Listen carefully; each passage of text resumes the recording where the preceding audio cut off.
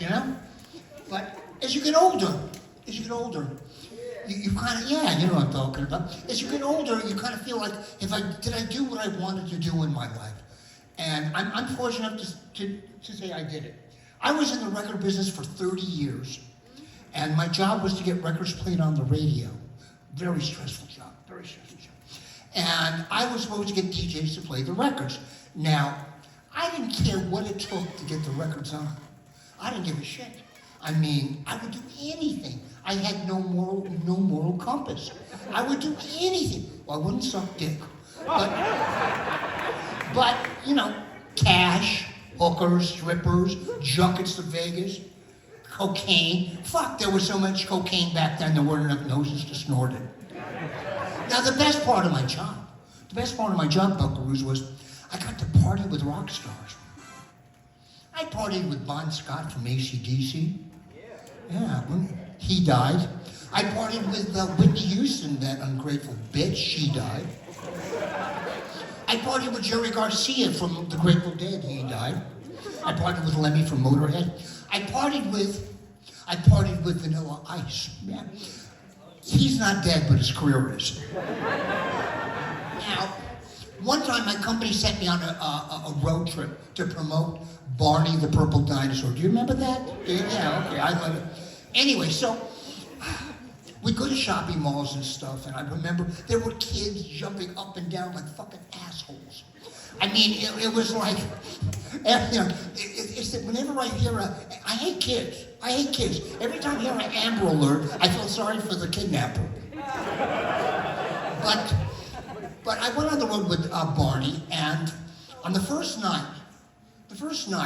a woman taps me on the shoulder and says to me, "Hey, big boy, I'll suck your cock if you introduce my kids to Barney the Purple Dinosaur."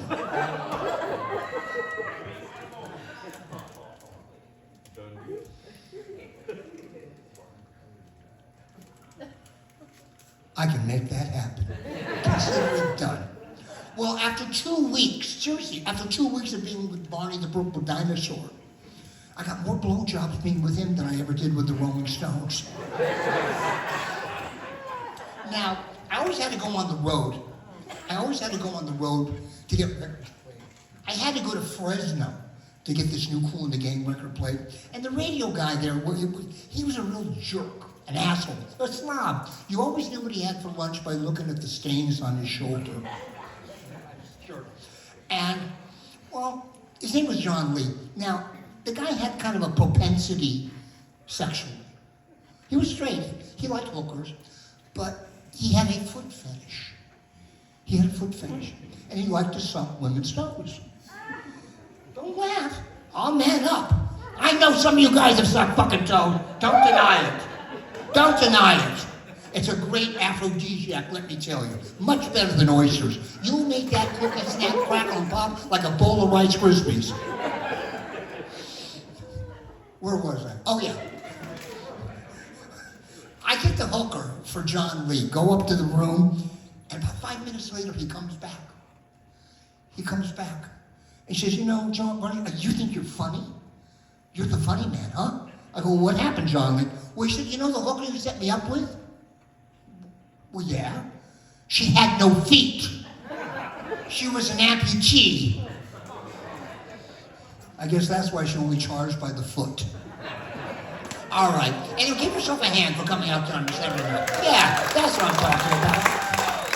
And we're going to have a great show tonight, some great comics that we'll talk about. But I just wanted to say the first thing that we're going to bring up our first comic. It's a woman. I don't really know her, but we're going to talk about her. Her name is Jennifer Shemke, and